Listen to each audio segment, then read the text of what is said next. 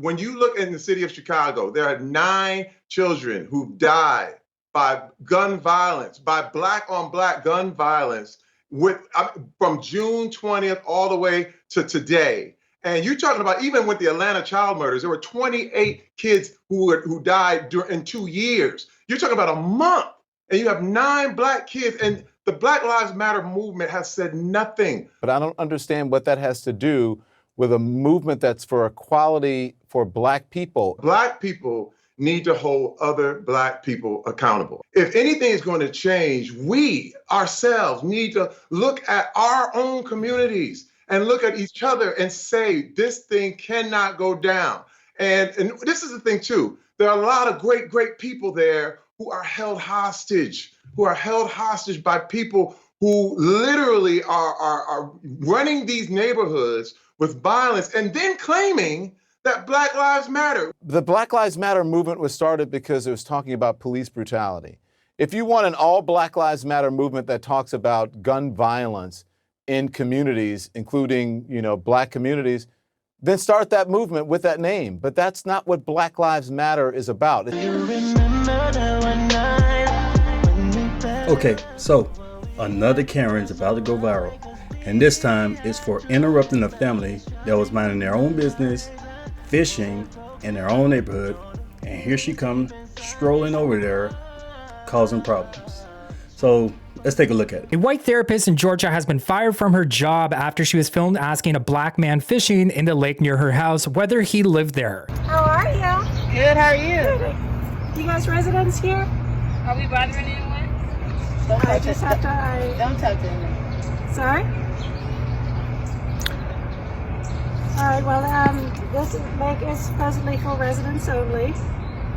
So, thank you for filming. I'm not giving you permission to film, so. She's not. Okay, picture of your license plates and forward it on. And they called him. The woman, named by her employer Seaglass Therapy as Tanya, was fired. Okay, so here's the thing about this. It seems like we all get entertained about these type of situations going viral.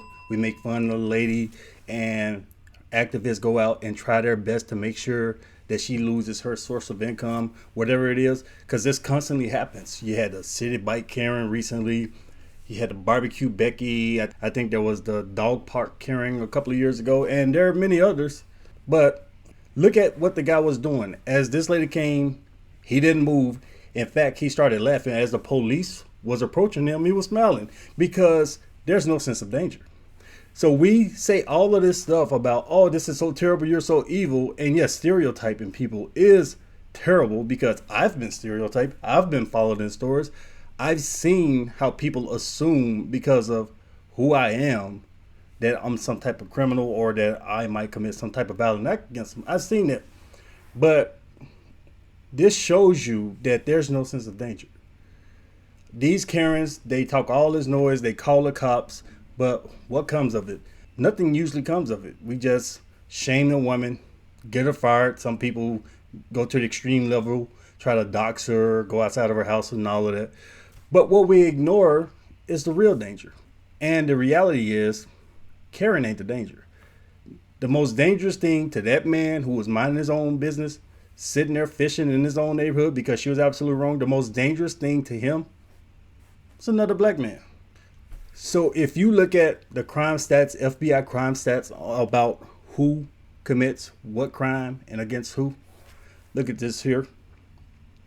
This here shows the race of the victim. You got the race of the offender. Now let's look. Black.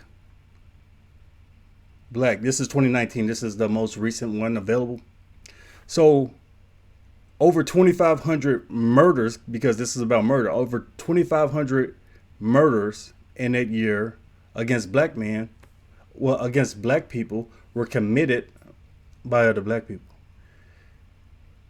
246 white people killed black people, which means 10 times more black people were killed by black people than were killed by white people. And if we go over, we can look at these right here. Almost all of the crimes were committed by men.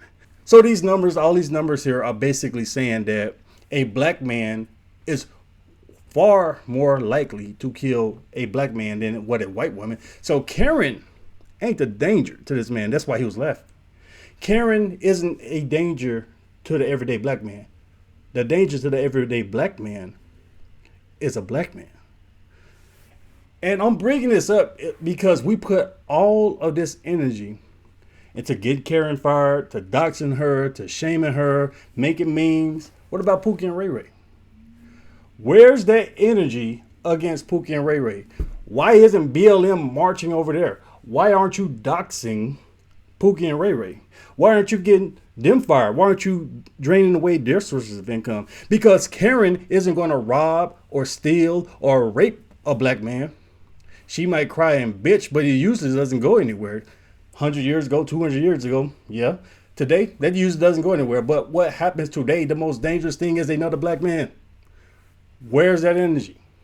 When are we going to do something about this? When are we going to see the masses doing something about this? Because people say, well, Pookie and Ray Ray, they might get arrested. Yeah, sometimes. Oftentimes they get away with it. Oftentimes people don't want to snitch. Oftentimes witnesses fold. And the reality is, most people don't give a damn. We have these murders going on, Baltimore, Chicago, Los Angeles, Vegas, New York City, everywhere around the country. Nobody gives a damn. In fact, people talk about how dangerous Mexico is, El Salvador. Baltimore is more dangerous than any city over there. For black men, especially because as a black man, I feel way more comfortable walking the streets of Mexico City or some little pueblo down there in Mexico in the middle of the night than the streets of Baltimore in the middle of the night. Because the stats, the history, the evidence, the undeniable evidence shows that I'm in far more danger. As a black man, if a Karen approaches me versus Pookie or Ray Ray, who's more likely to do something against me? Who's more likely to commit some type of crime against me? Karen isn't going to kill a black man, statistically. Another black man will.